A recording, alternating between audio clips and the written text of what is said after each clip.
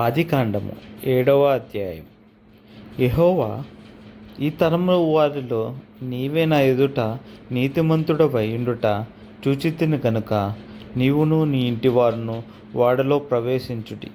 పవిత్ర జంతువులలో ప్రతి జాతి పోతులు 7ను, పెంటులు 7ను, పవిత్రములు కాని జంతువులలో ప్రతి జాతి పోతును, పెంటియు 2ను, ఆకాశ పక్షులలో ప్రతి జాతి మగవి 7ను, ఆడువి 7ను. నీవు భూమి అంతటి మీద సంతతిని జీవముతో కాపాడునట్లు నీ యొద్ద ఉంచుకొనుము. ఎందుకనగా ఇంకను 7 దినములకు నేను 40 పగళ్ళను 40 రాత్రులను భూమి మీద వర్షము కురిపించి నేను చేసిన సమస్త జీవరాశులను భూమి మీద ఉండకుండా తుడిచివేయుదునని నోవాహుతో చెప్పెను. తనకు యెహోవా ఆజ్ఞాపించిన ప్రకారము నోవాహు యావత్తూ చేసెను. ఆ జలప్రవాహము భూమి మీదకి వచ్చినప్పుడు నోవాహు 600 ఏండ్లవాడు. అప్పుడు నోవాహును అతనితో కూడా అతని కుమారులను, అతని భార్యయు, అతని కోడండ్రును ఆ ప్రవాహ జలములను తప్పించుకున్నటకై ఆ ఓడలో ప్రవేశించిరి. దేవుడు నోవాహునకు ఆజ్ఞాపించిన ప్రకారము పవిత్ర జంతువులలోను, అపవిత్ర జంతువులలోను, పక్షులలోను, నేలను ప్రాకు వాటన్నిటిలోనూ మగది ఆడది జత జతలుగా ఓడలోనున్న నోవాహునొద్దకు చేరెను. 7 దినములైన తరువాత ఆ ప్రవాహ జలములు భూమి మీదికి వచ్చెను. నోవాహు వయస్సు యొక్క 600 సంవత్సరము 2వ నెల 17వ దినమున మహాగాధ జలముల ఊటలన్నీయు ఆ దినమందే విడవబడెను. ఆకాశపు తూములు విప్పబడెను. 40 పగుళ్ళును 40 రాత్రులను ప్రచండ వర్షము భూమి మీద కురిసెను.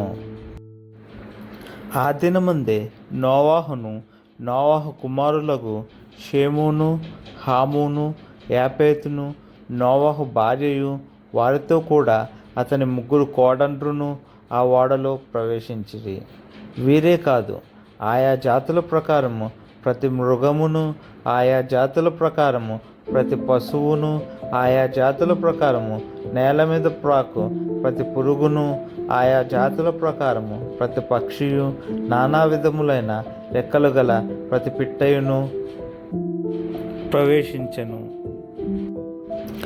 జీవాత్మ గల సమస్త శరీరులలో రెండేసి వాడలోనున్న నోవాహునంత ప్రవేశించెను. ప్రవేశించినవన్నీ దేవుడు అతనికి ఆజ్ఞాపించిన ప్రకారము సమస్త శరీరులలో మగదియు ఆడిదియు ప్రవేశించెను. అప్పుడు యెహోవా ఓడలో అతన్ని మూసివేసెను.